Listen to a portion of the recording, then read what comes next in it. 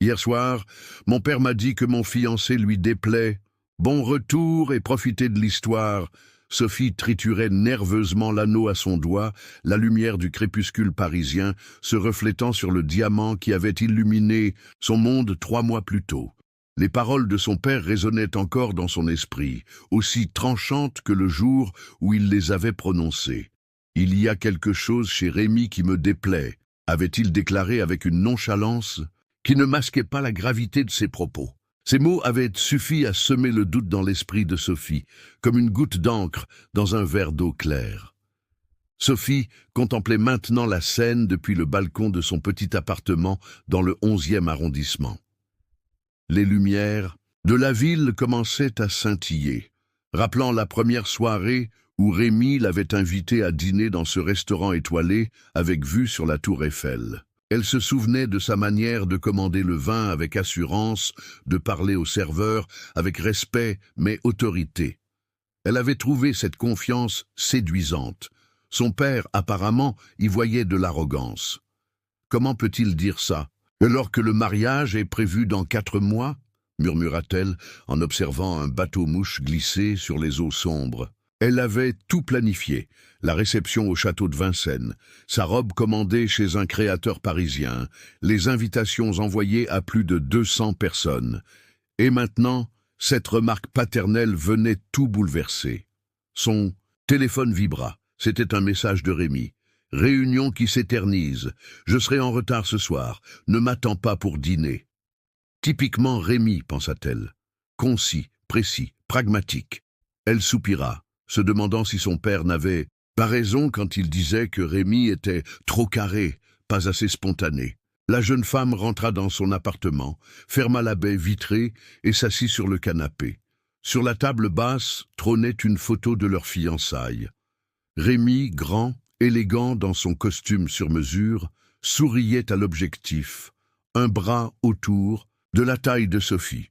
À côté d'eux, ses parents, Michel et Laurence Dubois, arboraient des sourires polis mais réservés. Sophie avait toujours mis cette réserve sur le compte de leur timidité naturelle, mais maintenant, elle commençait à se demander s'il n'y avait pas autre chose. « Est-ce que je connais vraiment Rémi ?» se demanda-t-elle à haute voix. Bien sûr qu'elle le connaissait. Ils sortaient ensemble depuis 3 ans. Elle savait qu'il aimait le café noir sans sucre, qu'il dormait toujours du côté droit du lit, qu'il avait une passion pour les montres mécaniques et qu'il ne pouvait pas commencer sa journée sans lire les Échos. Elle savait qu'il travaillait dur comme consultant financier, qu'il venait d'une famille aisée avec des propriétés à Paris et dans le sud de la France. Mais ces derniers temps, elle avait l'impression que plus elle en apprenait sur lui, plus il semblait différent d'elle et de sa famille. Les Dubois étaient chaleureux, spontanés, vivant au jour le jour dans leur petit pavillon de banlieue. Son père, Michel, était enseignant dans un lycée public. Sa mère tenait une petite librairie de quartier qui générait plus de passion littéraire que de bénéfices. Ils n'avaient jamais été très portés sur la planification ou l'épargne, préférant dépenser leur argent en vacances improvisées ou en repas festifs avec les amis. Cette insouciance financière avait souvent frustré Sophie durant son adolescence, quand elle devait renoncer à des sorties ou des vêtements parce que ce n'était pas dans le budget. Sophie se leva et se dirigea vers la cuisine pour se servir un verre de vin. Elle avait besoin de réfléchir. Devait-elle parler à Rémi des inquiétudes de son père? Ou était-ce simplement un choc des cultures, une incompréhension entre 2 mondes que tout séparait? Le bruit de la clé dans la serrure la fit sursauter. Il était presque minuit, et Rémi apparut dans l'encadrement de la porte, l'air fatigué mais toujours impeccable dans son costume sombre. Ses cheveux bruns, soigneusement coiffés, n'avaient pas bougé malgré la journée éprouvante. « Tu es encore debout ?» demanda-t-il en posant sa mallette en cuir près de l'entrée. Sophie hocha la tête, ne sachant pas par où commencer. Rémi s'approcha, déposa un baiser léger sur ses lèvres, puis se dirigea vers la cuisine. « Journée infernale », dit-il en se servant un whisky. « Le client a changé d'avis 3 fois sur la stratégie d'investissement. Je suis épuisé. » Sophie l'observait, cherchant dans son visage des traces de l'homme que son père voyait, froid, calculateur, obsédé par l'argent. Tout ce qu'elle voyait était son fiancé, fatigué après une longue journée de travail. « Mon père pense que tu ne l'aimes pas », lâcha-t-elle soudainement. Rémi se figea, le verre à mi-chemin de ses lèvres. Qu'est-ce qui lui fait dire ça? Il trouve que tu es différent. Trop concentré sur l'argent, pas assez fun. Un silence s'installa entre eux, lourd comme un ciel d'orage. Rémi prit une longue gorgée de whisky avant de répondre. « Je ne savais pas qu'être responsable financièrement était un défaut, » dit-il avec une pointe d'amertume. « Ce n'est pas ça, » répondit Sophie. « C'est juste que tu es tellement différent de ma famille. Ils sont spontanés, ils vivent dans l'instant présent. Et ils n'ont jamais un sou de côté, » compléta Rémi. Le ton était plus dur qu'il ne l'aurait voulu. Il soupira. « Excuse-moi, je suis fatigué. Mais je ne comprends pas ce que ton père me reproche exactement. J'ai toujours été poli avec tes parents. » « Poli, oui, mais distant aussi. Tu ne te dévoiles jamais vraiment devant eux. » Rémi passa une main dans ses cheveux. Un geste rare qui trahissait son inconfort. « Sophie, je ne sais pas quoi te dire. Je suis comme je suis. Je ne vais pas me mettre à faire le clown juste pour plaire à ton père. » Les mots résonnèrent durement dans le silence de l'appartement. Sophie sentit les larmes lui monter aux yeux. C'était exactement ce genre de remarque qui creusait le fossé entre Rémi et sa famille. « Je ne te demande pas de faire le clown, » répondit-elle doucement. « Juste d'essayer de les comprendre, de t'ouvrir un peu plus. »« Et eux, » demanda Rémi, « ont-ils essayé de me comprendre? De comprendre pourquoi je travaille tant, pourquoi l'argent est important pour moi ?» Sophie resta silencieuse. Il avait raison sur ce point. Ses parents n'avaient jamais vraiment cherché à connaître Rémi au-delà de sa façade de gendre parfait sur le papier. Ils s'étaient contentés de le juger à travers le prisme de leurs propres valeurs. « Tu as raison, » admit-elle finalement. « Peut-être que tout le monde doit faire un effort. » Rémi s'approcha d'elle et prit ses mains dans les siennes. « Écoute, Sophie, j'aime ta famille parce qu'ils t'ont faite telle que tu es. Mais nous sommes différents, et c'est normal. Ce qui compte, c'est ce que toi tu penses de moi. » Sophie plongea son regard dans les yeux noisettes de l'homme qu'elle avait choisi. Y voyait-elle tout ce dont elle avait besoin? Ou les doutes de son père avaient-ils touché une corde sensible, révélant des inquiétudes qu'elle avait elle-même refoulées? « Je t'aime, » dit-elle simplement, parce que c'était la vérité. Mais pour la première fois depuis leur fiançailles, elle se demandait si l'amour suffirait à combler le gouffre qui semblait se creuser entre leurs deux mondes. Cette nuit-là, allongée à côté de Rémi qui dormait profondément, Sophie ne trouva pas le sommeil. Elle réfléchissait à ce que signifiait réellement s'engager avec quelqu'un pour la vie. Il ne s'agissait pas seulement d'unir deux personnes, mais deux familles, deux visions du monde, deux façons d'aborder la vie. Était-elle prête à naviguer entre ces deux univers pour le restant de ses jours, à être constamment le pont entre Rémi et ses parents? La perspective l'épuisait déjà, et pourtant, quand elle regardait l'homme endormi à ses côtés, elle ne pouvait s'empêcher de sentir son cœur se gonfler d'amour. Il était sa forteresse, son rocher. Là où sa famille lui avait appris la joie et la spontanéité, Rémi lui avait appris la stabilité et l'ambition. Ne pouvait-elle pas avoir les deux? Si tu aimes l'histoire, tape 5 dans les commentaires. Et abonne-toi pour plus de vidéos comme celle-ci. Sinon, tape 0. Cela m'aide à créer un contenu encore meilleur pour toi. On continue. Le week-end suivant, Sophie avait organisé un déjeuner chez ses parents. Elle espérait que dans un cadre plus détendu, loin des contraintes professionnelles, Rémi pourrait se montrer sous un jour différent. Elle l'avait supplié de laisser son téléphone de côté pour une fois, de ne pas parler travail ni investissement. « Essaie juste d'être toi », lui avait-elle dit dans la voiture qui les emmenait vers la banlieue parisienne. « Je suis toujours moi-même », avait répondu Rémi, légèrement vexé. « C'est justement le problème, non ?» Sophie avait soupiré. Ce n'était pas bien parti. Le pavillon des Dubois était modeste, mais chaleureux, avec son petit jardin fleuri et sa terrasse envahie de plantes en pot. Dès qu'ils franchirent le portail, Lucien, le Golden Retriever de la famille, se précipita vers eux en aboyant joyeusement. « Lucien, du calme !» cria Michel en sortant de la maison, un tablier noué autour de la taille. Il s'essuya les mains sur le tissu et s'approcha pour les embrasser. « Vous tombez bien, je viens de sortir la quiche du four. » Sophie embrassa son père, puis sa mère qui les avait rejoints. Un verre de vin déjà à la main malgré l'heure matinale. Rémi resta légèrement en retrait, observant cette effusion d'affection avec un mélange de fascination et d'inconfort. Dans sa famille, les salutations étaient plus formelles, les émotions plus contenues. « Rémi, mon garçon !» s'exclama Michel en lui tendant la main. « Ravi de te revoir. Laisse-moi te servir un petit apéro. »« Merci, Michel, mais il est à peine midi, » répondit Rémi poliment. « Justement, c'est l'heure de l'apéro, » rit Michel en lui donnant une tape dans le dos qui fit tressaillir le jeune homme. Sophie observait l'échange avec appréhension. Son père faisait un effort, c'était évident, mais elle pouvait sentir la tension sous-jacente. Quant à Rémi, il semblait plus raide que jamais dans son polo Ralph Lauren, impeccablement repassé. Le déjeuner fut servi dans le jardin, sous la tonnelle couverte de glycine. Michel avait préparé une quiche Lorraine, sa spécialité, accompagnée d'une salade du jardin et d'un vin blanc local. La conversation restait superficielle, tournant autour de la météo exceptionnellement clémente pour un mois d'avril et des derniers potins du quartier. « Alors, Rémi, » dit soudain Laurence, en resservant du vin à tout le monde malgré les protestations polies de leur futur gendre. « Sophie nous dit que tu travailles sur un gros projet ces temps-ci ?» Rémi jeta un coup d'œil à Sophie avant de répondre.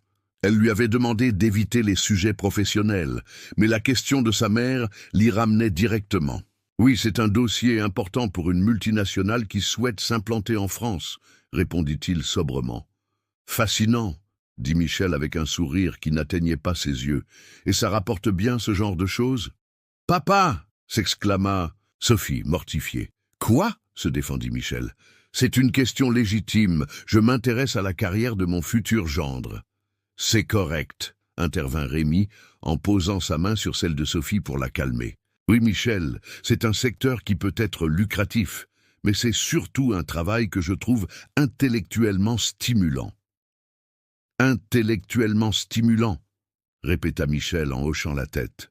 « Bien sûr, pas comme enseigner les mathématiques à des adolescents réfractaires, hein ?»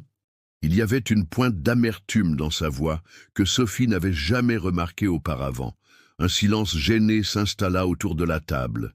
Sophie cherchait désespérément un moyen de rediriger la conversation quand Laurence se leva brusquement. « Qui veut jouer aux boules ?» demanda-t-elle avec un enthousiasme forcé. Michel vient d'installer un terrain dans le fond du jardin. « Excellente idée !» s'écria Sophie soulagée. « Rémi n'a jamais joué, n'est-ce pas, chérie ?» Rémi, qui s'apprêtait à refuser poliment, croisa le regard suppliant de Sophie et céda. « En effet, ce serait une première pour moi. » Le terrain de pétanque n'était qu'un rectangle de terre battue, délimité par des planches de bois, mais Michel en était visiblement fier. Il sortit les boules métalliques d'un sac en toile et commença à expliquer les règles à Rémi, qui écoutait attentivement comme s'il se préparait pour un examen. « L'objectif est simple, » expliquait Michel. « Tu dois lancer tes boules le plus près possible du cochonnet, cette petite boule en bois. Celui qui est le plus proche gagne le point. » Rémi hocha la tête et prit une boule, sentant son poids dans sa main. Il observa Michel faire une démonstration, notant sa position, l'angle de son bras, la façon dont il relâchait la boule. Quand vint son tour, Rémi adopta la même position, calcula mentalement la trajectoire idéale et lança. La boule atterrit à quelques centimètres du cochonnet. « Pas mal pour un débutant !» s'exclama Laurence en applaudissant. Michel fronça les sourcils. « Un coup de chance. Voyons si tu peux réitérer l'exploit. » Le jeu se poursuivit, et à la surprise générale, Rémi se révéla être un joueur naturel. Ses lancers étaient précis, calculés, efficaces. Après plusieurs parties, il était clair qu'il avait surpassé même Michel, qui jouait depuis des années. « Tu as déjà joué avant, à vous !» dit Michel, mi-amusé, mi-agacé. « Jamais !» répondit honnêtement Rémi. « Mais c'est une question de physique basique.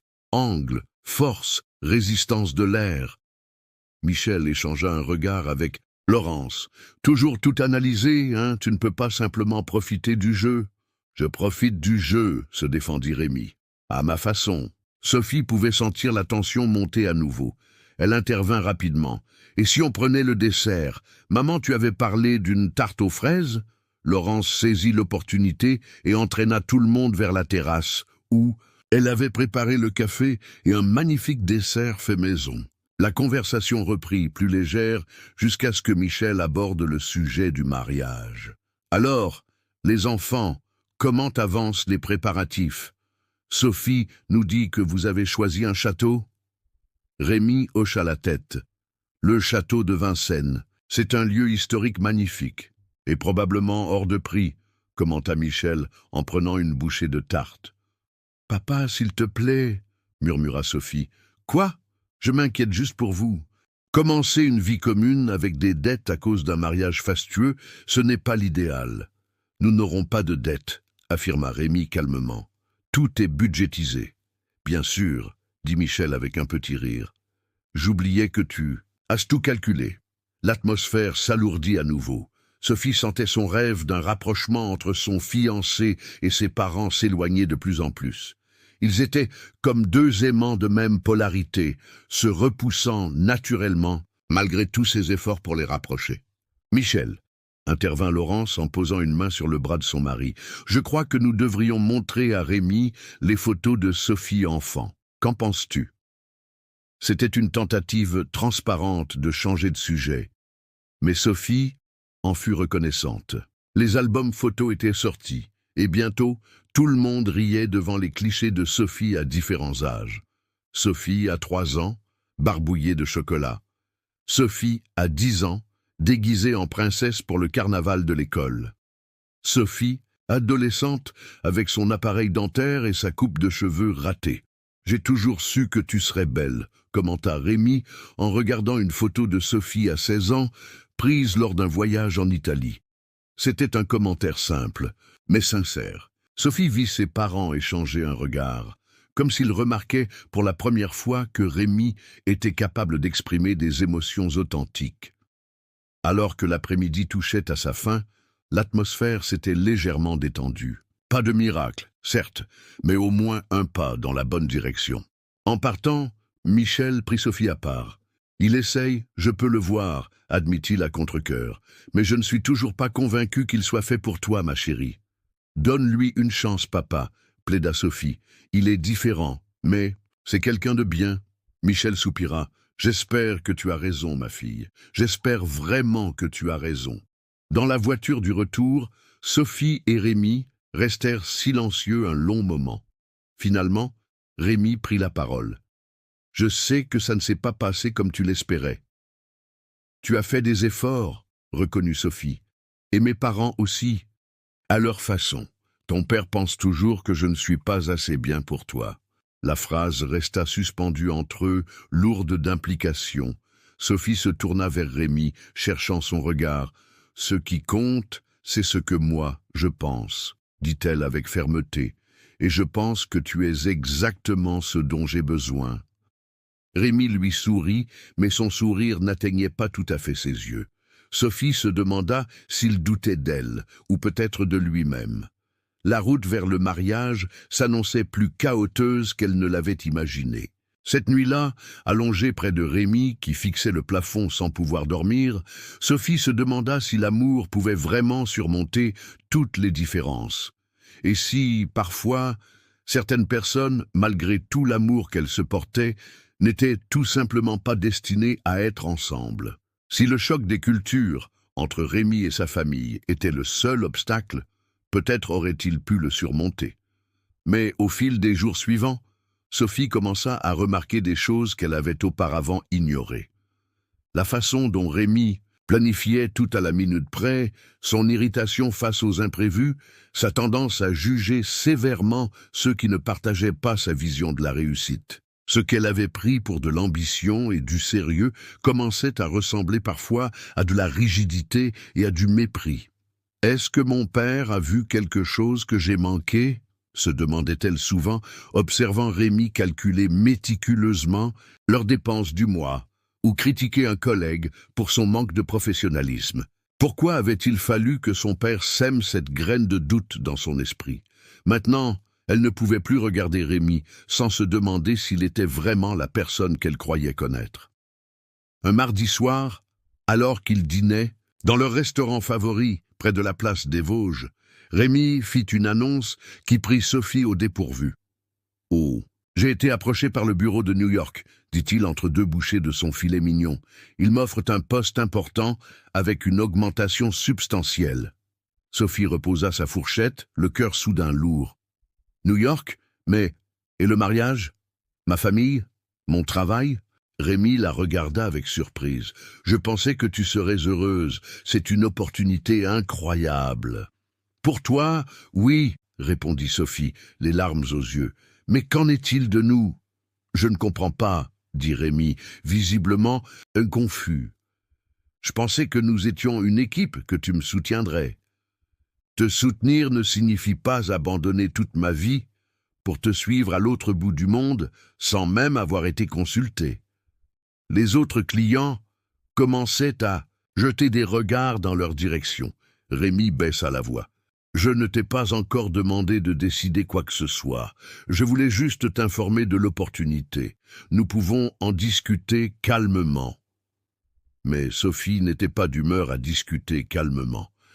Cette annonce cristallisait toutes ses inquiétudes récentes. Rémi avait pris cette décision seul, sans la consulter, comme si ses aspirations à elle étaient secondaires par rapport à sa carrière à lui. « Je ne peux pas croire que tu envisages de déménager à l'étranger à 4 mois de notre mariage, » dit-elle en secouant la tête.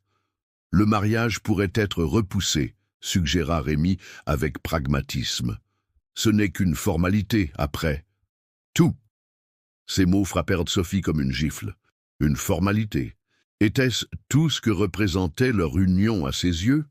« Je pense que nous devrions rentrer, » dit-elle en se levant brusquement.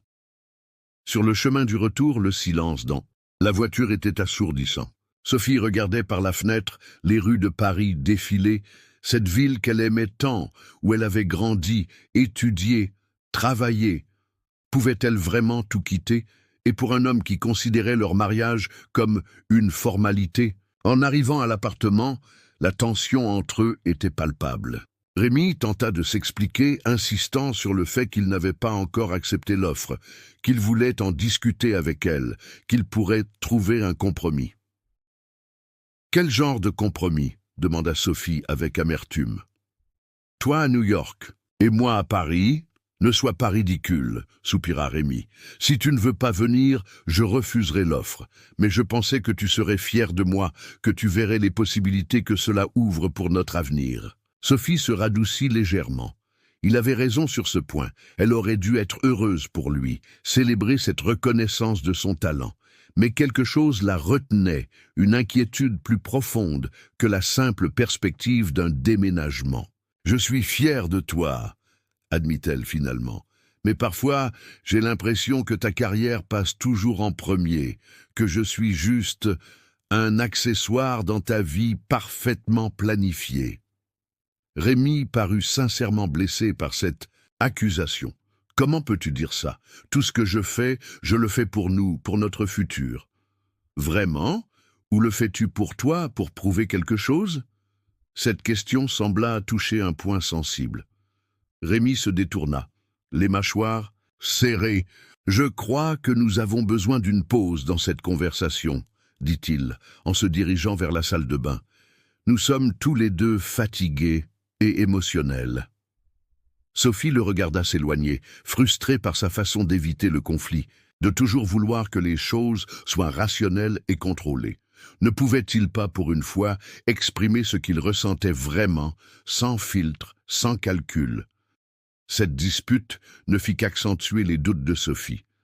Dans les jours qui suivirent, elle observa Rémi avec un regard neuf, cherchant à voir ce que son père avait vu.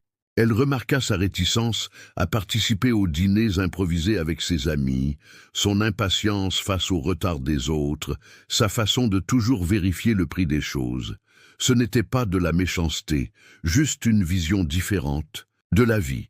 Mais cette différence semblait se creuser de jour en jour. Une soirée particulièrement tendue chez Adrien, son ami d'enfance, fut la goutte d'eau qui fit déborder le vase. Tout le monde s'amusait, la musique était forte, les rires fusaient de toutes parts. Mais Rémi restait dans son coin, consultant régulièrement sa montre, refusant poliment de participer au jeu à boire. « Ton fiancé s'amuse comme un fou, à ce que je vois », commenta Adrien en s'approchant de Sophie. « Il est juste fatigué », le défendit-elle automatiquement. « Ou peut-être qu'il se croit trop bien pour nous », suggéra Adrien avec un demi-sourire. « Ne dis pas n'importe quoi », s'irrita Sophie, bien que la remarque fasse écho à ses propres inquiétudes. « Eh, je ne juge pas », dit Adrien en levant les mains en signe d'apaisement. « Mais je te connais depuis toujours, Sophie. Tu es quelqu'un qui aime rire, qui prend la vie comme elle vient. Et lui ?» Il jeta un regard vers Rémi, qui consultait ses emails sur son téléphone. « Il semble vivre selon un agenda très précis. » Sophie ne répondit pas, mais ses mots résonnèrent en tant qu'elle. En rentrant cette nuit-là, alors que Rémi lui reprochait d'avoir voulu rester si tard, elle se demanda si elle n'était pas en train de faire la plus grande erreur de sa vie. Par un matin lumineux, Sophie se retrouva seule dans l'appartement, Rémi étant parti tôt pour une journée de conférence. Elle décida de profiter de ce moment de solitude pour appeler son père. Elle avait besoin de comprendre précisément ce qui lui déplaisait chez Rémi. « Papa, c'est Sophie. Tu es occupé ?»« Jamais trop occupé pour ma fille préférée, » répondit joyeusement Michel. Sophie sourit malgré elle. Son père avait toujours le don de lui remonter le moral. « Je voulais te parler de Rémi, » commença-t-elle, hésitante. Il y eut un bref silence à l'autre bout de la ligne. « Je t'écoute, » dit finalement Michel. « Tu m'as dit qu'il te déplaisait, » poursuivit Sophie, « mais je voudrais comprendre pourquoi exactement. Est-ce juste parce qu'il est différent de nous ou y a-t-il autre chose ?» Michel soupira longuement avant de répondre. « Ma chérie, ce n'est pas qu'il me déplaît. C'est plutôt que je m'inquiète pour toi. J'ai l'impression que tu changes. Quand tu es avec lui, que tu essaies de t'adapter à son monde au détriment du tien. » Sophie resta silencieuse, laissant ses paroles pénétrer son esprit. « Tu sais, » continua Michel, « ta mère et moi n'avons jamais été riches, mais nous avons toujours privilégié le bonheur, les moments partagés. Quand je vois Rémi, je vois quelqu'un qui mesure la réussite en chiffres, en possession. Je me demande s'il saura apprécier ce qui compte vraiment dans la vie. Il travaille dur pour assurer notre avenir, » défendit Sophie, par réflexe. « Je n'en doute pas, » reconnut Michel. « Mais la vie n'est pas qu'une question de sécurité financière. C'est aussi savoir s'arrêter pour admirer un coucher de soleil ou rire jusqu'aux larmes pour une blague stupide. Est-ce que Rémi fait ça avec toi ?» La question resta en suspens, et Sophie fut surprise de ne pas pouvoir répondre immédiatement par l'affirmative. Quand était la dernière fois que Rémi avait fait quelque chose de vraiment spontané, de vraiment insouciant ? « Je veux juste que tu sois heureuse, ma fille, » reprit Michel doucement. « Pas juste confortable ou en sécurité, mais vraiment heureuse. Est-ce que Rémi te rend heureuse ?» Cette fois, les larmes montèrent aux yeux de Sophie. La question était simple, mais la réponse semblait de plus en plus complexe. « Je ne sais plus, papa, » admit-elle dans un souffle. « Oh, ma chérie, » soupira Michel. « Viens à la maison ce week-end. Ta mère et moi, nous serons toujours là pour toi, quoi que tu décides. » Après avoir raccroché, Sophie resta longtemps immobile, fixant le téléphone comme s'il détenait la réponse à tous ses problèmes. Elle aimait Rémi, elle en était certaine, mais était-ce suffisant? L'amour pouvait-il surmonter des différences fondamentales dans la façon d'aborder la vie? Elle fut tirée de ses réflexions par la sonnerie de son téléphone. C'était Viviane, sa meilleure amie depuis le lycée. « Sophie, tout va bien? Tu devais me rappeler hier pour les détails de ton enterrement de vie de jeune fille. » Sophie ferma les yeux. Elle avait complètement oublié. Entre les tensions avec Rémi et les doutes qui l'assaillaient, l'enterrement de vie de jeune fille était le cadet de ses soucis. « Désolé, Vivi, j'ai la tête ailleurs ces temps-ci. »« Problème au paradis ?» demanda Viviane avec perspicacité. « On peut se voir, j'ai besoin de parler. » 2 heures plus tard, les 2 amies étaient assises à la terrasse d'un café près du canal Saint-Martin. Le soleil printanier réchauffait doucement l'air, et les rires des enfants jouant dans le parc voisin créaient une ambiance légère qui contrastait avec l'humeur de Sophie. « Alors, » dit Viviane après avoir commandé 2 cafés, « raconte-moi tout. » Sophie hésita, puis les mots sortirent comme un torrent. Elle parla des remarques de son père, des tensions croissantes avec Rémi, de l'offre d'emploi à New York, de ses doutes grandissants. Viviane écouta sans interrompre, ses yeux bruns reflétant compassion et inquiétude. « Je ne sais plus quoi penser, » conclut Sophie, en remuant distraitement son café. « Est-ce que je fais une erreur monumentale, ou est-ce juste le stress des préparatifs du mariage qui me fait tout remettre en question ?» Viviane prit une gorgée de son café avant de répondre. « Écoute, je connais Rémi depuis 2 ans maintenant, et c'est vrai qu'il est différent de nous, plus sérieux, plus structuré. Mais je l'ai aussi vu te regarder quand tu ne le voyais pas. Cet homme t'aime, Sophie. » « Je sais qu'il m'aime, » soupira Sophie. « Ce n'est pas la question. La question est, est-ce que notre amour est suffisamment fort pour surmonter nos différences ? » « Personne ne peut répondre à cette question à ta place, » dit Viviane en posant sa main sur celle de son amie. « Mais je pense que tu devrais lui parler, vraiment lui parler. Pas juste de New York ou des préparatifs du mariage, mais de tes doutes, de tes peurs. » Sophie hocha la tête, même si la perspective d'une telle conversation l'effrayait.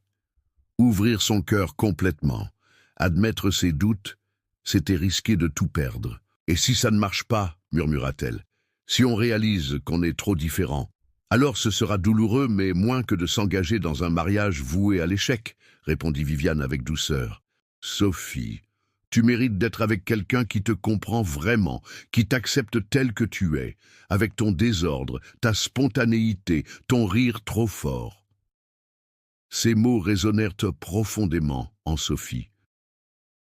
Ces derniers temps, elle avait l'impression de constamment se censurer autour de Rémi, de modérer son enthousiasme, de contrôler ses impulsions pour ne pas le mettre mal à l'aise.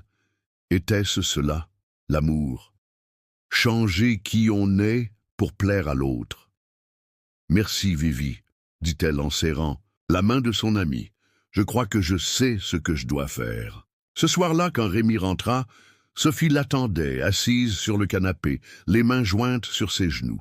Elle avait passé l'après-midi à réfléchir, à peser le pour et le contre, à imaginer différents scénarios. Elle était arrivée à une conclusion, mais elle voulait d'abord avoir une conversation honnête avec l'homme qu'elle avait choisi d'épouser. « Nous devons parler, » dit-elle dès qu'il franchit la porte. Rémi se figea, sa mallette à la main, comprenant immédiatement, au ton de sa voix, que quelque chose de sérieux se préparait. « Je t'écoute, » dit-il en s'asseyant face à elle, son visage soudain tendu. « J'ai des doutes, » commença Sophie, sa voix tremblante malgré ses efforts pour rester calme. « Des doutes sur nous, sur notre compatibilité à long terme. » Rémi pâlit légèrement, mais ne dit rien, l'encourageant à continuer d'un hochement de tête. « Je t'aime, Rémi, vraiment. Mais ces derniers temps, je me demande si l'amour suffit quand nos visions de la vie sont si différentes. Tu aimes l'ordre, la planification, la stabilité. J'aime la spontanéité, les surprises, l'imprévu. Tu mesures la réussite en termes de carrière et d'argent. Je la mesure en termes de bonheur et d'expérience. » Elle fit une pause, cherchant ses mots. Rémi restait silencieux, son regard fixé sur elle, impénétrable. « Je ne dis pas que l'une de ces visions est meilleure que l'autre, » poursuivit-elle. « Juste qu'elles sont différentes, et je me demande si, à force de compromis, nous ne risquons pas de perdre ce qui fait de nous ce que nous sommes. » « Donc, tu veux rompre les fiançailles ?» demanda finalement Rémi, sa voix contrôlée mais avec une nuance de douleur. Je ne sais pas ce que je veux, avoua Sophie. Je sais juste que je ne peux pas continuer à faire semblant que tout va bien, à ignorer ces différences fondamentales entre nous. Un long silence s'installa. Rémi se leva et fit quelques pas dans la pièce, visiblement en train de rassembler ses pensées. Quand il se retourna vers elle, il y avait dans ses yeux une vulnérabilité que Sophie n'avait jamais vue auparavant. « Tu as raison, dit-il doucement. Nous sommes différents. J'ai toujours su que nous venions de mondes opposés. Mais c'est précisément ce qui m'a attiré chez toi, Sophie. Ta joie de vivre, ton insouciance, ta capacité à apprécier le moment présent, toutes ces qualités que je n'ai jamais possédées. » Il s'approcha et s'agenouilla devant elle, prenant ses mains dans les siennes. « J'ai grandi dans une famille où la réussite se mesurait en résultats tangibles. Bonne note, bon diplôme, bon travail, bon salaire. Le bonheur n'était pas une priorité. C'était supposé venir naturellement une fois tous les objectifs atteints. Mais ce n'est pas ainsi que la vie fonctionne, n'est-ce pas ?» Sophie secoua la tête, émue par cette rare démonstration d'introspection. « Quand je t'ai rencontré, continua Rémi, c'était comme si une fenêtre s'ouvrait dans ma vie bien ordonnée. Tu m'as montré qu'il y avait d'autres façons de vivre, d'autres façons d'être heureux. Et j'ai voulu faire partie de ce monde. » Il s'arrêta, cherchant les mots justes. « Je sais que je ne suis pas facile à vivre. Je suis rigide, calculateur, parfois trop concentré sur le travail. Mais je ne veux pas te perdre, Sophie. Si tu penses que nous sommes trop différents, que nous ne pouvons pas trouver un terrain d'entente, alors je respecterai ta décision. Mais sache que je suis prêt à essayer, à changer, à apprendre à voir la vie à travers tes yeux. » Les larmes coulaient maintenant librement sur les joues de Sophie. Elle n'avait jamais entendu Rémi parler avec autant d'émotion, autant de sincérité. « Ce n'est pas à toi de changer complètement, » murmura-t-elle. « Je ne voudrais jamais ça. C'est juste que tu te demandes si nous pouvons être heureux ensemble à long terme, » compléta-t-il. « Je me le demande aussi, parfois. Mais je crois que c'est possible, Sophie. Je crois que nos différences peuvent être une force plutôt qu'un obstacle, si nous apprenons à les respecter mutuellement. » Il hésita, puis ajouta avec un petit sourire, « D'ailleurs, j'ai refusé le poste à New York. »« Quoi ?» s'exclama Sophie, surprise. « Mais c'était une opportunité incroyable pour toi. »« Pas sans toi, » dit-il simplement. « J'ai réalisé que aucune promotion, aucune augmentation ne valait la peine de te perdre. » Sophie était sans voix. C'était un geste tellement inattendu, tellement contraire à l'image du Rémi pragmatique et ambitieux qu'elle connaissait. « Tu vois ?» dit-il en essuyant doucement une larme sur sa joue. « Je peux être spontané et impulsif, moi aussi. » Ils rirent tous les deux, la tension se dissipant légèrement. « Je ne dis pas que ce sera facile, » admit Rémi. « Nous aurons toujours nos désaccords, nos moments de frustration. Mais si nous sommes honnêtes l'un envers l'autre, si nous communiquons ouvertement comme maintenant, je crois que nous pouvons y arriver. » Sophie le regardait, son cœur balançant entre espoir et incertitude. Elle aimait cet homme, malgré toutes leurs différences. Et maintenant, pour la première fois, elle avait l'impression qu'il la comprenait vraiment, qu'il était prêt à faire des efforts pour trouver un équilibre entre leurs deux mondes. « Prenons un peu de temps, » suggéra-t-elle, finalement, pas pour nous séparer, mais pour réfléchir à ce que nous voulons vraiment, individuellement et ensemble, pour voir si nous pouvons vraiment faire fonctionner cette relation malgré nos différences. Rémi hocha la tête, comprenant sa proposition. « Tout le temps dont tu as besoin, je serai là. » Avez-vous déjà vécu une situation similaire où vous vous demandiez si vos différences avec votre partenaire étaient insurmontables? Partagez votre expérience dans les commentaires. Les jours suivants furent étranges. Sophie et Rémi continuaient à vivre ensemble, mais il y avait entre eux une distance nouvelle, comme si chacun craignait de franchir une ligne invisible. Ils étaient polis, attentionnés, mais les conversations restaient superficielles, évitant soigneusement le sujet qui occupait leurs pensées à tous les deux. Avaient-ils un avenir ensemble? Sophie avait décidé de passer le week-end chez ses parents, seule, pour prendre du recul et réfléchir. Rémi avait accepté sans protester, comprenant son besoin d'espace. Il avait même suggéré d'en profiter pour rendre visite à ses propres parents à Cannes. « Ça nous fera du bien à tous les deux », avait-il dit en l'aidant à préparer son sac, un peu de distance pour y voir plus clair. Le vendredi soir, Sophie arriva dans la maison familiale, accueillie par l'enthousiasme habituel de Lucien et les embrassades chaleureuses de ses parents. Elle avait prévenu son père de ne pas aborder le sujet de Rémi, voulant d'abord faire le point sur ses propres sentiments avant d'en discuter. Le samedi matin, elle se réveilla tard dans son ancienne chambre, entourée des souvenirs de son enfance et de son adolescence. Des posters de groupes de rock français, des photos d'amis du lycée, des peluches défraîchies sur l'étagère. Tout ici respirait la nostalgie d'une époque plus simple, avant les complications de la vie adulte, avant Rémi. Elle descendit prendre son petit déjeuner et trouva sa mère seule dans la cuisine, préparant des crêpes. « Ton père est sorti et promener Lucien », expliqua Laurence en embrassant sa fille. « Il y en a pour 1 heure au moins. Tu connais ton père et ses promenades du samedi. » Sophie sourit, reconnaissante pour ce moment seule avec sa mère. Laurence n'était pas aussi tranchée que Michel dans ses opinions sur Rémi. Peut-être pourrait-elle lui offrir une perspective différente. « Maman !» commença Sophie en s'asseyant à la table. « Qu'est-ce que tu penses vraiment de Rémi ?» Laurence s'arrêta un instant, la louche de pâte à crêpes en l'air, puis reprit son mouvement fluide pour verser la pâte dans la poêle. « C'est un homme bien, dit-elle finalement, poli, respectueux, attentionné envers toi, mais, encouragea Sophie. Mais il est très différent de toi, ma chérie. De nous tous, en fait. Ce n'est pas forcément une mauvaise chose, mais... » Laurence retourna adroitement la crêpe avant de poursuivre. « Tu te souviens de tante Élisabeth et oncle Pierre ?» Sophie hocha la tête. Sa tante Élisabeth, la sœur de sa mère, avait épousé un homme d'affaires prospère, tout à fait comme Rémi. Ils se sont aimés passionnément au début, continua Laurence. Ils étaient comme toi et Rémi. Elle, l'esprit, libre lui, le businessman sérieux. Ils se complétaient, disait-il. Elle lui apportait de la légèreté, il lui apportait de la stabilité.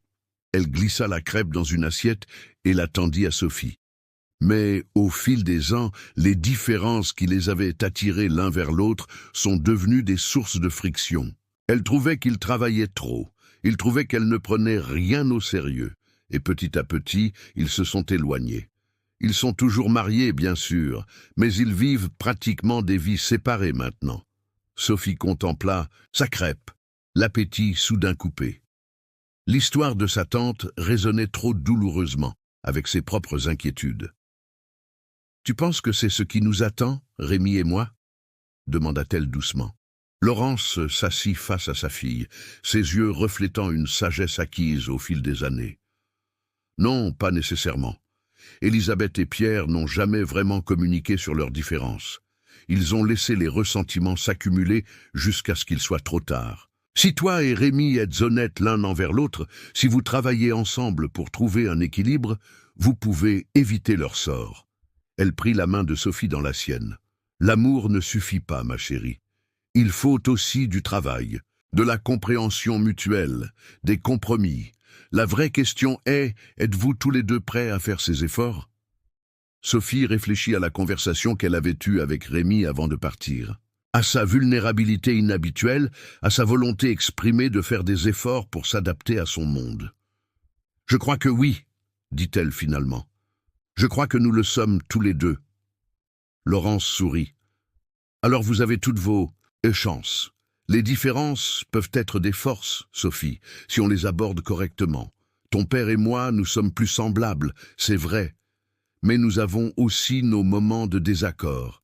C'est normal. » Cette conversation avec sa mère donna à Sophie une nouvelle perspective. Peut-être que le problème n'était pas tant leurs différences en elles-mêmes, mais plutôt la façon dont ils les avaient gérées jusqu'à présent. Peut-être qu'avec plus de communication, plus d'efforts mutuels pour comprendre le point de vue de l'autre, ils pourraient trouver un équilibre qui leur conviendrait à tous les deux. Le reste du week-end passa tranquillement. Sophie aida son père au jardin, discuta littérature avec sa mère, joua avec Lucien. Ces moments simples lui rappelèrent l'importance de la famille, de la connexion, des petits bonheurs quotidiens. Des valeurs que Rémi, avec son enfance privilégiée mais émotionnellement austère, n'avait peut-être jamais vraiment connues. Le dimanche soir, en rentrant à Paris, Sophie se sentait plus légère, plus sûre de ce qu'elle voulait. Elle aimait Rémi, avec toutes ses imperfections, toutes ses différences. Et elle était prête à travailler pour que leur relation fonctionne, à condition qu'il soit également prêt à faire des concessions. En arrivant à l'appartement, elle fut surprise de trouver la table du salon couverte de bougies, une bouteille de vin ouverte, et Rémi, habillé d'un simple jean et d'un t-shirt décontracté, en train de cuisiner. « Rémi » appela-t-elle, posant sa valise dans l'entrée. Il se retourna, un sourire nerveux aux lèvres. « Tu es rentré plus tôt que prévu. Je voulais te faire une surprise. » Sophie regarda autour d'elle, étonnée. Rémi n'était pas du genre à préparer des dîners romantiques improvisés. En fait, elle ne l'avait jamais vu cuisiner autre chose que des pâtes basiques ou des plats surgelés. « Qu'est-ce que tu prépares » demanda-t-elle en s'approchant. « Coq au vin » répondit-il avec une fierté évidente. « La recette de ta mère. Je l'ai appelée hier pour lui demander. Elle a été surprenamment serviable. » Sophie était sans voix. L'idée que Rémi, si fier et indépendant, ait appelé sa mère pour lui demander une recette familiale était à la fois touchante et complètement inattendue. « Pourquoi ?» fut tout ce qu'elle put articuler. Rémi éteignit le feu sous la cocotte et se tourna complètement vers elle. « Parce que j'ai réfléchi ce week-end. Beaucoup réfléchi, et j'ai réalisé quelque chose d'important. » Il prit une profonde inspiration.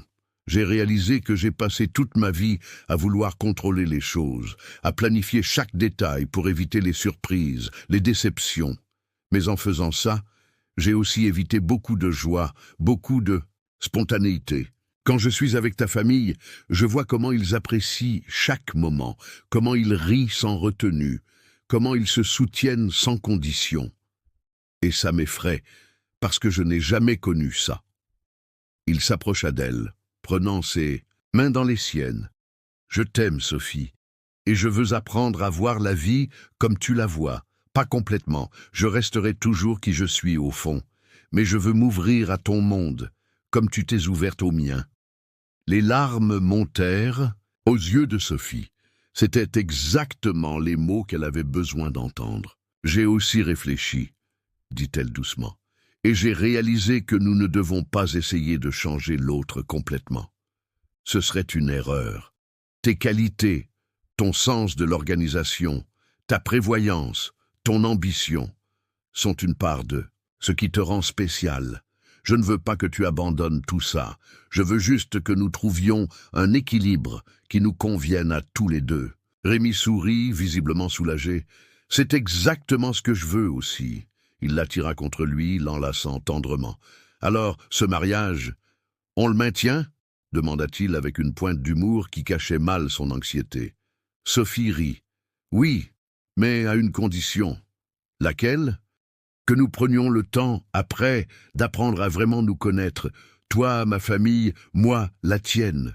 Sans jugement, sans attente. »« Marché conclu, » dit Rémi, en scellant leur accord d'un baiser.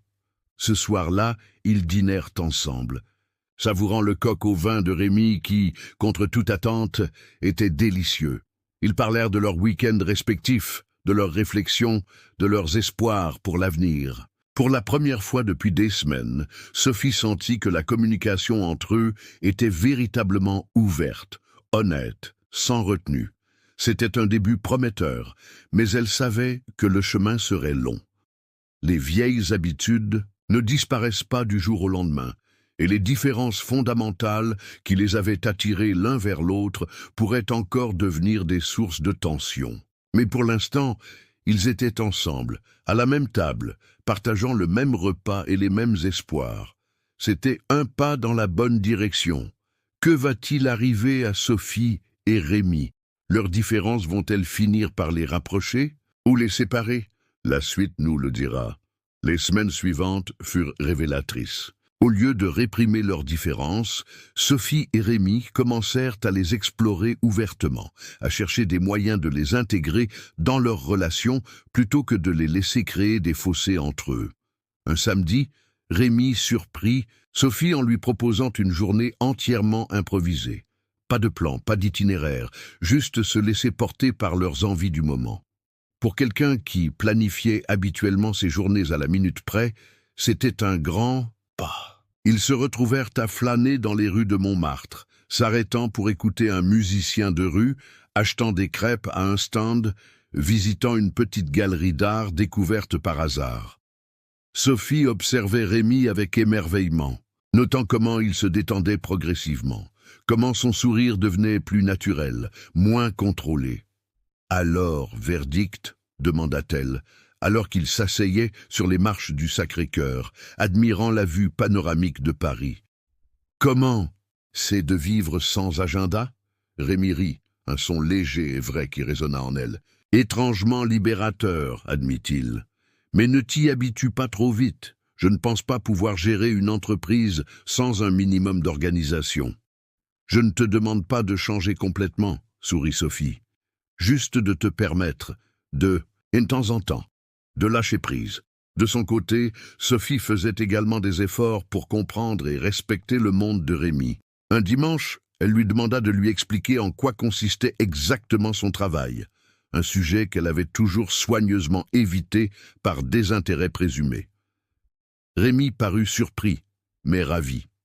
Il passa l'après-midi à lui parler de finances d'entreprise, de fusions-acquisitions, de stratégies d'investissement.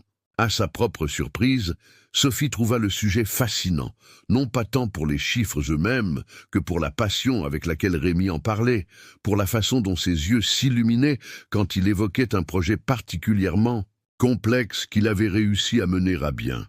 « Je comprends mieux maintenant pourquoi tu aimes tant ton travail, » dit-elle finalement. « Ce n'est pas juste une question d'argent, c'est un défi intellectuel pour toi. »« Exactement, » confirma Rémi, visiblement touché qu'elle ait saisi cette nuance. « L'argent est un outil, un moyen de mesurer la réussite dans mon domaine, mais ce n'est pas une fin en soi. Ce qui me motive vraiment, c'est de résoudre des problèmes complexes, de créer de la valeur là où d'autres ne voient que des chiffres. » Cette conversation marqua un tournant dans leur relation. Sophie commença à voir le travail de Rémi non plus comme une obsession froide pour l'argent, mais comme une passion légitime, tout comme sa propre passion pour l'art et la littérature. Et Rémi, de son côté, commença à comprendre que la spontanéité de Sophie n'était pas de l'irresponsabilité, mais une façon différente et tout aussi valable d'aborder la vie. Leurs différences ne disparurent pas, bien sûr. Il y eut encore des moments de frustration, des désaccords, des incompréhensions. Mais maintenant, ils avaient les outils pour les gérer, la communication ouverte, le respect mutuel, la volonté d'apprendre l'un de l'autre. Un mois avant le mariage, ils décidèrent d'organiser un dîner réunissant leurs deux familles. C'était une idée risquée, étant donné les tensions passées, mais ils sentaient que c'était une étape nécessaire. Si leur famille allait de faire partie de leur vie commune, il fallait commencer à construire des ponts. Le dîner eut lieu dans un restaurant neutre, un bistrot parisien traditionnel où personne ne se sentirait désavantagé. Sophie avait passé des heures à préparer mentalement son père, le suppliant de faire un effort, de donner une vraie chance à Rémi. « Pour moi, papa, » avait-elle insisté, « parce que je l'aime et qu'il fait partie de ma vie. » Michel avait grommelé mais promis d'essayer, et Sophie savait qu'au fond, il voulait simplement son bonheur. De son côté, Rémi avait eu une conversation similaire avec ses parents, Robert et Thérèse Valois, un couple élégant et réservé qui regardait toujours le monde avec une légère distance, comme s'ils évaluaient constamment leur environnement. « Ils sont différents de nous, » avait expliqué Rémi, « mais ils sont chaleureux, sincères, et ils aiment Sophie inconditionnellement. C'est ce qui compte vraiment. » La rencontre commença de façon tendue, comme prévu. Les Valois, dans leur tenue soignée et coûteuse, contrastaient fortement avec les Dubois, habillés de façon plus décontractée, Les premières minutes furent remplies de politesses forcées et de silences inconfortables. Puis, à la surprise générale, vu Robert, le père de Rémi, qui brisa la glace. Cet homme habituellement si réservé se tourna vers Michel et commença à lui parler de son jardin. « Rémi m'a dit que vous avez un talent particulier pour le jardinage, » dit-il avec un intérêt qui semblait authentique. « J'ai toujours voulu apprendre, mais je n'ai jamais eu la main verte. Nos plantes meurent systématiquement malgré tous nos efforts. » Michel, pris au dépourvu par cette ouverture inattendue, hésita un instant avant de répondre. « C'est surtout une question de patience, » dit-il finalement, « et d'observation. Chaque plante a ses besoins particuliers. » La conversation s'anima. Progressivement, Michel décrivant avec passion ses techniques de jardinage, Robert écoutant attentivement, posant des questions pertinentes. Sophie et Rémi échangèrent un regard stupéfait mais ravi. Qui aurait cru que le jardinage serait le pont entre leurs deux familles si différentes? De l'autre côté de la table, Laurence et Thérèse découvraient également des points communs inattendus.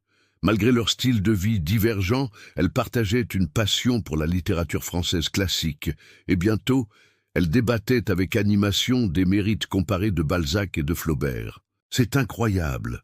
murmura Sophie à l'oreille de Rémi. « Ils s'entendent. »« Pas si incroyable que ça, » répondit-il en serrant sa main sous la table. « Après tout, nous y sommes bien arrivés, nous. » Le dîner se poursuivit dans une ambiance de plus en plus détendue. Il y eut des rires, des anecdotes partagées, même quelques taquineries amicales. Ce n'était pas parfait, bien sûr. Il y eut des moments où les différences de classe sociale et de valeurs ressortaient, créant de brefs malaises. Mais dans l'ensemble, ce fut un succès bien au-delà de leurs espérances. En raccompagnant ses parents à leur voiture, Sophie sentit son père la retenir un instant. « Tu avais raison, » lui dit-il à voix basse. « Il fait des efforts. Et ses parents ne sont pas aussi snobs que je l'imaginais. »« Donc, tu approuves » demanda Sophie, retenant son souffle. Michel regarda sa fille, cette jeune femme qu'il avait vue grandir, s'épanouir, faire ses propres choix. « Ce n'est pas à moi d'approuver ou de désapprouver ta vie, ma chérie, » dit-il avec une sagesse qui la surprit. « C'est à toi de la vivre. Je vois que tu es heureuse avec lui, et c'est tout ce qui compte pour moi. » Sophie embrassa son père. Émue par ces paroles qui représentaient peut-être le plus beau cadeau qu'il pouvait lui faire, la confiance en ses choix. De retour à l'appartement, Sophie et Rémi s'effondrèrent sur le canapé, épuisés mais soulagés. « Je n'aurais jamais cru que ça se passerait aussi bien, » avoua Sophie. « Moi non plus, » reconnut Rémi. « Je crois que nous avons tous fait des efforts. » Sophie se blottit contre lui, savourant ce moment de paix après des semaines de tension. « Tu sais, » dit-elle après un moment, « je pense que c'est ça le secret. Faire des efforts, tous les jours, pour comprendre l'autre, pour s'adapter sans se perdre. Ce n'est pas toujours facile, mais ça en vaut la peine. » Rémi acquiesça, pensif. « Ma mère m'a dit quelque chose d'intéressant ce soir. Elle m'a dit que mon père et elle étaient très différents aussi au début. Lui venait d'une famille fortunée, elle d'un milieu plus modeste. Ils ont eu leurs luttes, leurs désaccords, mais ils ont trouvé un équilibre, avec le temps. » « Vraiment ?» s'étonna Sophie. « Il semble tellement semblable maintenant. »« Peut-être que c'est ce qui nous attend, » suggéra Rémi. « Peut-être qu'avec le temps, nos différences s'atténueront naturellement, ou plutôt, nous apprendrons à les intégrer si harmonieusement qu'elles ne sembleront plus aussi marquées. » Sophie sourit à cette perspective. L'idée que leurs différences, loin d'être des obstacles, pourraient devenir des forces complémentaires dans leur relation, était réconfortante. Les jours précédant le mariage passèrent en un éclair. Il y eut les derniers préparatifs, les répétitions, les moments de panique inévitables face à des détails de dernière minute. Mais à travers tout cela, Sophie et Rémi restèrent soudés, chacun apportant ses forces particulières à l'organisation. Rémi gérait les aspects logistiques et financiers avec son efficacité habituelle, tandis que Sophie s'occupait des éléments créatifs et relationnels. Ensemble, ils formaient une équipe redoutablement efficace. La veille du grand jour, alors qu'ils partageaient un dernier dîner en tant que fiancés, la tradition voulant qu'ils passent la nuit séparés, Sophie ressentit un calme profond qu'elle n'avait pas connu depuis des mois. « Tu n'es pas nerveuse ?» demanda Rémi, notant sa sérénité inhabituelle. « Étrangement, non, » répondit-elle en souriant. « Je me sens prête, sûre. » Rémi la regarda avec tendresse. « Moi aussi. » Qui l'aurait cru il y a quelques mois? Ils repensèrent au chemin parcouru, aux doutes, aux peurs, aux moments difficiles, mais aussi aux découvertes, aux compromis, à la compréhension mutuelle qu'ils avaient développée. Ils avaient grandi, individuellement et en tant que couple. Leur différence, qui avait semblé si insurmontable, était maintenant une source de force et d'équilibre. Le jour du mariage arriva, lumineux et parfait. Le château de Vincennes resplendissait sous le soleil de juin. Les invités, un mélange coloré des deux mondes des mariés, remplissaient la salle de cérémonie.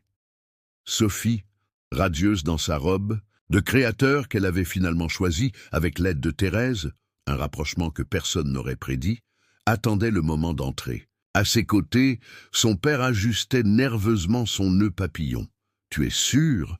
demanda-t-il une dernière fois, non pas avec doute, mais avec la sollicitude d'un père qui veut le meilleur pour sa fille. « Plus que jamais, » répondit Sophie, avec assurance. Michel sourit, ému. « Alors allons-y, il t'attend. » Et en effet, Rémi l'attendait, debout devant l'officier, l'émotion clairement visible sur son visage habituellement si composé. Quand il la vit avancer au bras de son père, ses yeux s'illuminèrent d'un amour si pur, si évident, que Sophie sentit son cœur se gonfler de bonheur. La cérémonie fut simple, mais profondément émouvante.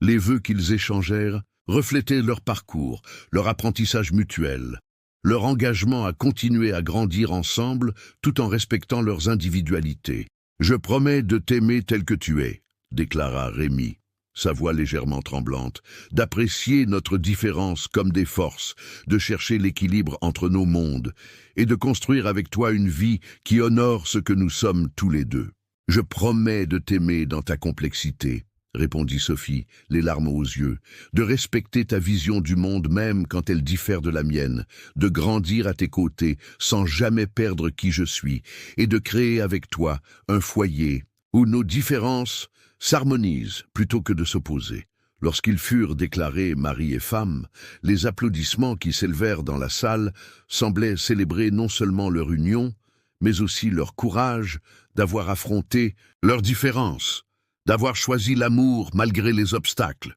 La réception qui suivit fut à l'image de leur relation, un mélange harmonieux de leurs deux mondes. L'élégance raffinée chère aux Valois se mariait parfaitement avec la chaleur et la spontanéité des Dubois. Il y avait de la musique classique et du rock français, des plats gastronomiques et des spécialités familiales, des conversations intellectuelles et des rires bruyants. Sophie observait cette fusion avec émerveillement, se souvenant de l'époque, pas si lointaine, où elle craignait que ces deux univers ne puissent jamais coexister. À un moment de la soirée, elle se retrouva seule un instant, regardant Rémi danser maladroitement, mais avec enthousiasme avec sa mère. Michel s'approcha d'elle, 2 coupes de champagne à la main. « Tu avais raison, dit-il en lui tendant une coupe. Il te rend heureuse. »« Oui, » confirma Sophie. « Différemment de ce que j'avais imaginé, peut-être, mais profondément heureuse. » Michel suivit son regard vers Rémi, qui riait maintenant aux éclats à une blague de Laurence. « Tu sais, dit-il pensif, j'ai eu tort de le juger si vite. Sous ses airs sérieux, il a un bon cœur, et il t'aime, c'est évident. »« Il vous aime aussi, » révéla Sophie. « Tous les deux. Il n'est pas très démonstratif, mais il m'a dit combien il respectait votre authenticité, votre joie de vivre. » Michel parut touché par cette confession. « Les différences peuvent être des forces, » admit-il. « Ta mère me le dit depuis des années, mais je suis un vieil entêté. » Sophie rit et embrassa son père sur la joue. « Un vieil entêté que j'aime. » Rémi les rejoignit, légèrement essoufflé par la danse. « De quoi parlez-vous tous les deux ?»« De différence, » répondit Michel avec un clin d'œil à sa fille, « et de la façon dont elles peuvent nous enrichir. » Rémi sourit, comprenant le sous-entendu. Il leva sa coupe. « Aux différences, alors. et à la famille qu'elles ont créée. Ils trinquèrent, un moment simple mais chargé de signification. Sophie regarda autour d'elle, contemplant cette salle remplie de personnes si diverses, toutes réunies pour célébrer leur amour. Elle réalisa alors que c'était peut-être ça, le véritable miracle de leur relation. Non pas d'avoir surmonté leurs différences, mais de les avoir transformées en quelque chose de beau, de précieux, une tapisserie riche et complexe plutôt qu'un tableau monochrome. Quelque chose en elle s'était apaisé. Les doutes qui l'avaient tenté depuis les remarques de son père s'étaient dissipés, remplacés par une certitude tranquille. Oui, Rémi et elle étaient différents. Oui, il y aurait toujours des défis à relever, des compromis à faire, des moments d'incompréhension. Mais ce qui les unissait, l'amour, le respect, la volonté de grandir ensemble, était plus fort que tout ce qui pouvait les séparer. Quand Rémi lui tendit la main pour l'inviter à danser, Sophie la prit, sans hésitation, se laissant guider sur la piste. Dans ses bras, se mouvant au rythme de la musique, elle se sentit parfaitement à sa place. Deux personnes différentes, deux mondes distincts, mais un seul cœur battant à l'unisson. Et si son père avait vu quelque chose qu'elle avait manqué? Peut-être. Mais ce qu'il avait vu n'était qu'une partie de l'histoire. La vérité complète, celle qu'elle vivait maintenant avec Rémi, était bien plus riche, bien plus nuancée. En fin de compte, la question n'était pas de savoir si Rémi lui déplaisait, mais s'il l'aimait assez pour l'accepter telle qu'elle était, et si elle l'aimait assez pour faire de même. La réponse évidente dans chaque regard qu'ils échangeaient, dans chaque pas de danse qu'ils partageaient, était un oui retentissant. Et tandis qu'ils dansaient, entourés de leurs proches, Sophie sut avec certitude qu'ils avaient fait le bon choix. Non pas malgré leurs différences, mais grâce à elles. Car c'étaient ces différences qui les avaient poussés à grandir, à s'ouvrir, à devenir de meilleures versions d'eux-mêmes. Et c'était peut-être ça, finalement, le plus beau cadeau qu'ils pouvaient se faire l'un à l'autre. Félicitations. Ou tape 9 dans les commentaires pour me montrer que tu es resté jusqu'à la fin avec moi. Merci d'avoir regardé et à demain pour une nouvelle histoire sur cette même chaîne.